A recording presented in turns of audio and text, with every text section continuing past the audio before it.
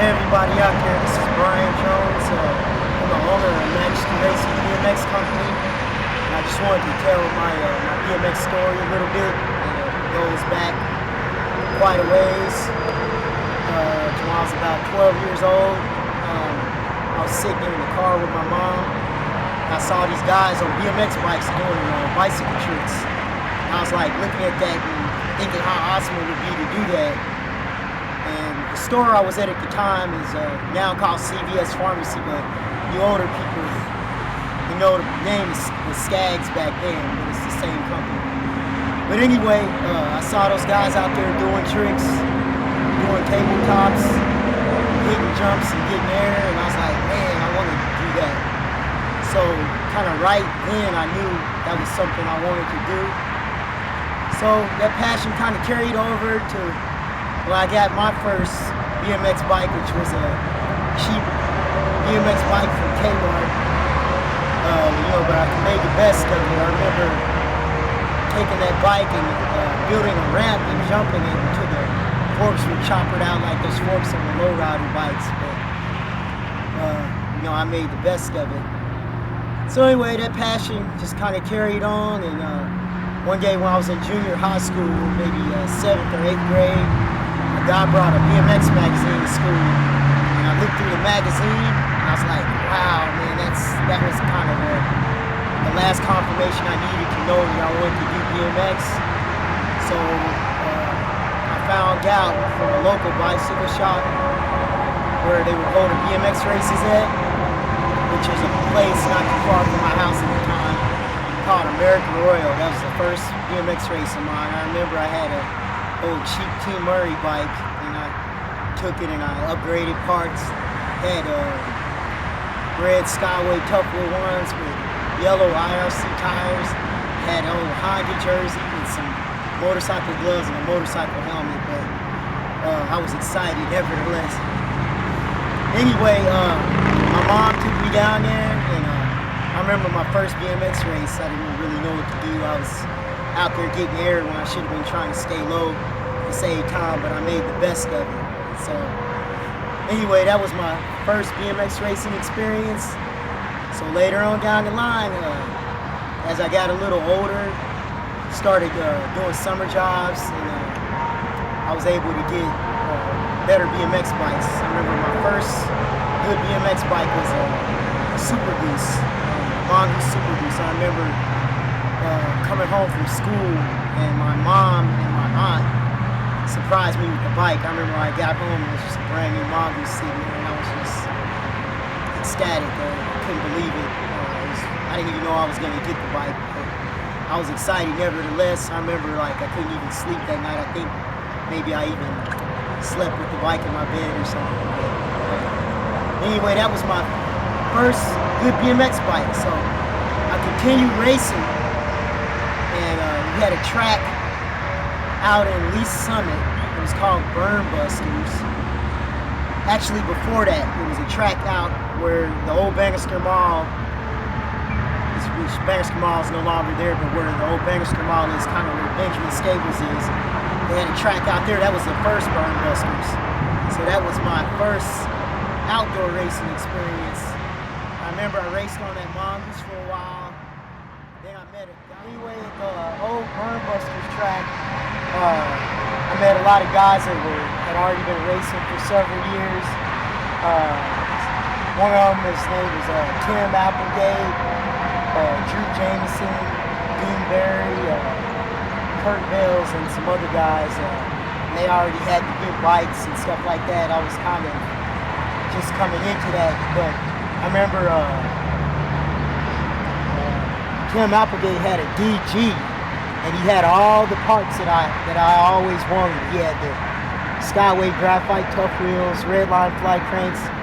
He had all that on his DG, so I actually went and bought a DG just because he had one, Anyway, I continued racing. I got a little better as time progressed. Made a lot of new BMX friends. And then they moved the Burn Busters track out to Lee Summit, right off of 350 Highway and 3rd Street where the water tower is. And I remember I started racing out there. I think by then I had another bike, which I think might have been a GT or a Raleigh at the time. Anyway, I finally kind of got serious about racing. I think at some point I was more into having the good bike parts and stuff like that. But after I got tired of getting my butt kicked on the track, I finally got serious and started focusing on becoming a better racer. So I raced out at Burn Busters out in Lee Summit, and around that same time period they opened up another track in North Kansas City, which is kind of out where the airport area is now. It was called Track 2.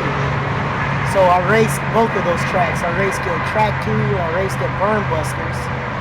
And I want to give a big thanks to my mom, which she's no longer here, but she's really the main reason why I got involved in BMX. If it wasn't for her, bless her heart, I would have never had a chance to do it. She actually made a sacrifice with the money and the time to allow me the opportunity to be able to do it, and I never forget that. But anyway,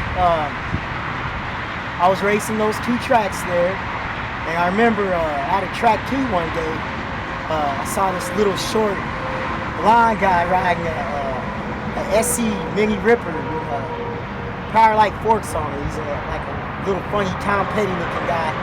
Anyway, that guy was Dennis McCoy, and I remember the way we met was I saw him chasing his front fork because when I did a jump and when he landed, his steer tube busted off, and he was chasing, running down the track with his bike in his hands, trying to stop the ball and trying to catch up with that fork that was rolling down the track. But anyway, I thought that was pretty funny. I laughed about it, but eventually I went up and asked him, was he okay? And from that point on, me and Dennis developed a friendship. And this was back before Dennis even became a freestyler like he is today. He actually used to race BMX, and he was a pretty good racer. So I kept on racing, and eventually at a bike shop that I worked at in the Westport area called Midwest Cycling, actually helped them form a BMX team called Midwest Cycling BMX team. I remember designing the jerseys for the BMX team. I remember Dennis McCoy and some other local racers on there. And it was actually a fairly good team for a few years. So continue racing, having fun at it, getting better. And I remember racing at Burn Busters one night and going into a berm and sliding out and breaking my leg. I remember a guy named Gene Cook ran over my leg, and I heard it snap like a toothpick. So that was the first time I ever got seriously hurt. But eventually, after I got healed up and everything, I got right back to BMX racing. So I went on racing for a while, got better bike parts. I got a whole bunch of new bikes. And I remember when freestyling got big, right in the early 80s. And I was hanging out with Dennis McCoy and the crew, Troy Shue, different guys. And they had a BMX, kind of a BMX, I guess, game, if you want to call it. Wouldn't necessarily say a BMX club, more like a BMX game called the BMX Brigade. And I remember I got into the BMX Brigade. It's kind of like an initiation process I had to go through. We had to pay dues and stuff like that. But I remember these guys, most of them raced BMX, but they also had another side to them where they like to ride on the street and terrorize people. It was pretty funny. I was kind of like one of the good guys, but I remember riding with the BMX Brigade. All of us, most of us did BMX racing back then. And I remember, like I said, freestyling kind of came on to the scene. I set up doing shows at Bartle Hall, World of Wheels. I set up the first show, and that went really well. We had bigger crowds, bigger amps. Everybody was doing better tricks. We had more riders in the show. And I remember that, and that carried on even after I stopped doing the shows. They continued doing it, and everything went well. So I remember we kept getting in the freestyle. Everybody started getting better. Started riding half pipes, bigger amps. Started organizing more freestyle shows, and I remember when freestyle really started getting big. This is at the point where Dennis McCoy's really got good. I remember he picked up his first factory sponsorship with Haro Factory. This is back in the 80s, which even back then, I think he signed over $100,000 contract, which is all of us started getting into freestyling. We started, even guys from the inner city kind of got into the freestyle scene. I remember everybody used to come to my house. My house is like the easy spot. Everybody from South Kansas City, from down north, projects and all over, everybody would come to my house and meet. My house was a meeting spot. So I remember everybody started getting good at the freestyle tricks. Jonathan Jackson, of course, Dennis McCoy's brother, Jerry McCoy, Richard Kelly, Mark Brown, Victor, everybody was just into the freestyle scene. That's what was really big at the time. I remember us even doing shows at the Southeast Fieldhouse. I remember them even laying on the floor for us and letting us bunny hop over there. It was kind of funny. You did a successful show, but I think after the show was over, there was a big brawl or something like that, but we kind of cleared out before all that went down. But anyway, I stayed into the freestyle scene, and I kept racing. I was doing both. So as time went on, and I got older, and I kind of slowly started to get out of the freestyle. I wasn't doing it as much. I was more kind of get back into BMX racing where I started. Even though BMX was freestyle was still going strong, I was still out there doing tricks and stuff. But ultimately, I kind of went back to BMX racing, which is kind of where I got my start. So I kept racing, getting better and better at that. By this time, I was an older expert. Actually, I left something out. I want to go back to the freestyle scene. I can't leave about Bryan Belcher. Bryan Belcher was like a really young guy when I met him. And I kind of took him under my wings, and he became like one of the most phenomenal BMX guys in road with us. I mean, this guy he learned tricks so fast, he kind of used to piss me off. A trick it would take me several weeks to learn. This guy can learn it in a couple of hours.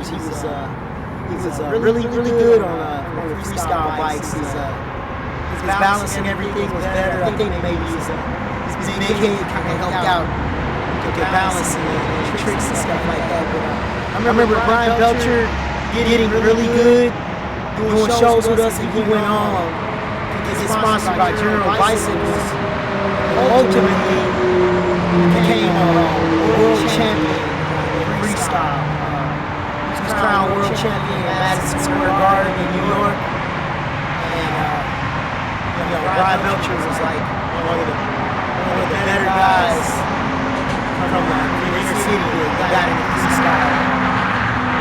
And all of us always remained friends. You know, some people got out of BMX, some people continued it. I was one of the ones that never stopped. It's probably one of the reasons why it was hard for me to keep it up. But anyway, I stuck with BMX. I mean, I had a real passion for it. I loved it, and I stuck with it. And here I am, 30 years later, still involved in it. Throughout my BMX racing, as an older expert, I had a lot of good sponsors. Rode for Co-Factory Specialized. From there, going on, I went on to ride for Hazardous Gear. At being on Hazardous Gear, I had an opportunity to turn pro. I raced A-Pro for a while. And I raced Vet Pro.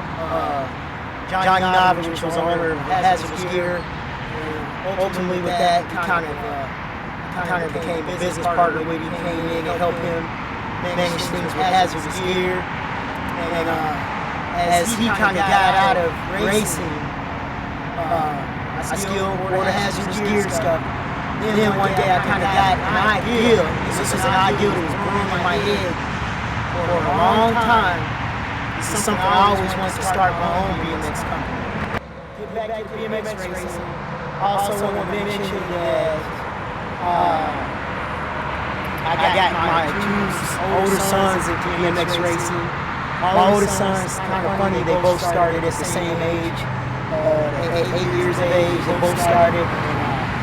I got my oldest son, Cameron Jones, into racing, and he went on to become a really phenomenal BMX rider. I even actually had an opportunity when he got older. I had an opportunity to race him several times. I remember having my second son, Jarrell, and he started at 8 years old also. I remember him also going on, making it to expert class, becoming a phenomenal BMX rider. And at one point, both of my sons were racing. Both of them were out there doing good. We were going, traveling to national BMX races, spending up a lot of money, but also having a lot of fun in the process. So from that point, we all rode for Hazardous Gear for a while, and after Hazardous Gear kind of came off the scene, I remember I wanted to follow up on an idea I had of my own for a long time, as I always used to talk about starting my own BMX company. So I finally stopped procrastinating. I got serious about that, and I started moving forward with my plans to start my own BMX company. I remember as I got thinking of the game was one of the most difficult things. I probably went through 100 games before I finally came up with the perfect game for my own BMX company. And the game I came up with was Majesty Racing, which I felt like that was a perfect game for a lot of different reasons, because I wanted this BMX company to definitely define BMX royalty and the theme I had behind the idea for the company. Like I said, Majesty Racing, I got to represent Majesty. Remember the purple bird, purple rain is coming on strong, so look out for us on the BMX scene. Anyway, I started my own BMX company, and I remember starting out, put together a good team. I think my first team was probably about 7 riders, 7-rider team. I had Lyric Robinson on the team, Yo Thatch, Andrew Patterson. I had the Edwards on the team.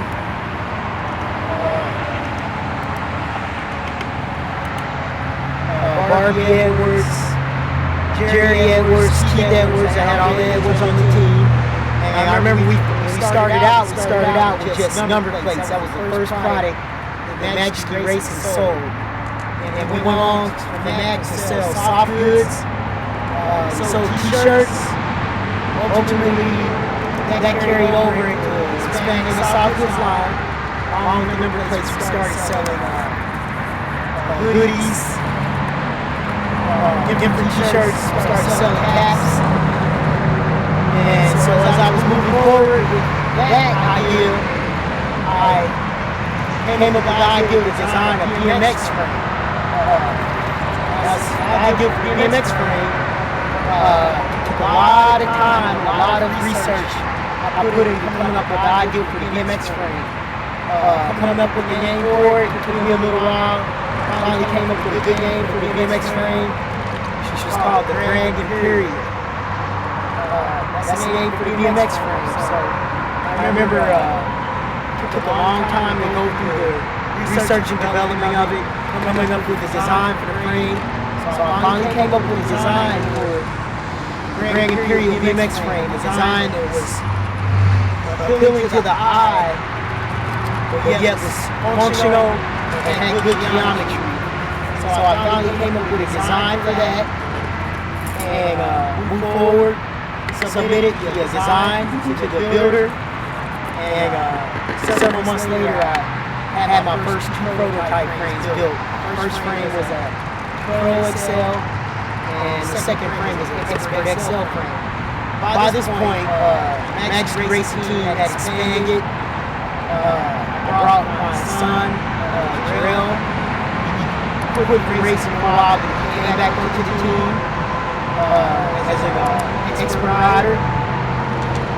And we established, brought in more riders. Grant Lampson from Arkansas picked up a lot of good local riders, and started moving forward. We established our presence at the Red Line Cup in 2010. I believe that was the first one. And as the second one is we really started gaining more notoriety. We had our riders out there tearing up the track. Cody Rowe at the time, Lamont Johnson, Jarrell Bullock, Lyric Robinson, Scotty Ski. As time went on, some of the riders parted and went their separate ways, went to other teams and things like that. But that didn't discourage me. I kept moving forward. With the company. Now we're in a really good point. We just got our first batch of Bryan Imperial frames. We got frames out there in the market. We're already working on coming up, developing the second batch of frames made, and planning on starting a parts line, which may use the Majesty racing name, maybe under a different name. Kingdom Parts is one of the part names I came up with. I got really big plans for Majesty racing. Just moving forward right now. Things are going strong. We got riders in different states. We got Big Zulu, Larry Davis Jr. in Arizona. Got Ethan Lawson out in Bakersfield, California. Got the England boys, Paulo and Michelangelo representing Wichita. Got Shay West representing Wichita. We got Jarrell down here, Kansas City representing. Myself, bringing my older son back onto the team. I got two good business partners, some of the best, couldn't ask for better partners. I got Troy Shue, who's a business partner of mine, and I have Eric England out of Wichita, which is a business partner of mine. And together, we're really building Majesty up, and we're going to be one of the prominent names in the BMX market. Choice, my partner, like I said, couldn't ask for a better partner. He's been very enthusiastic. He's been a big boost with pushing Majesty forward, racing forward along with Eric England. So we're still out adding riders to the team. And like I said, we're already working on developing our second batch of frames. And we're looking for other good riders. We got a guy down in Texas, a pro rider that we're going to bring on to the team by the name of Damien Lacombe, real tall guy, 6'8", from France. So we have really big plans for Majesty Racing. So those out there looking for one of the stiffest, most stable riding frames out there, check out Majesty Racing. Our website is in development right now. but we do have a Facebook page.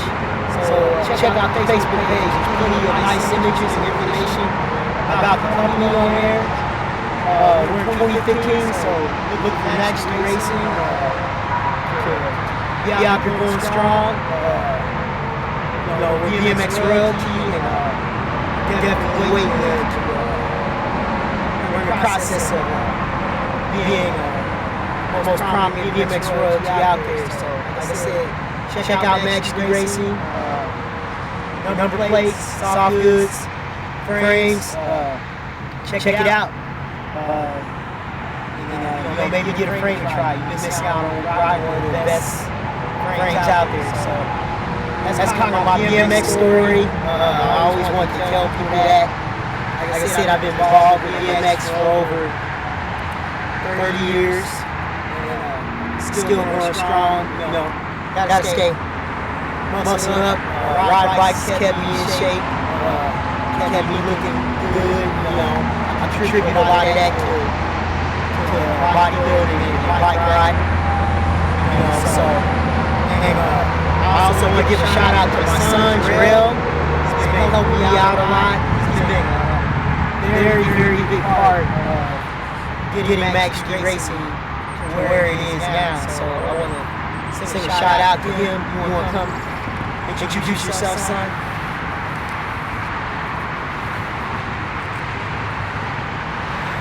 2015 and beyond.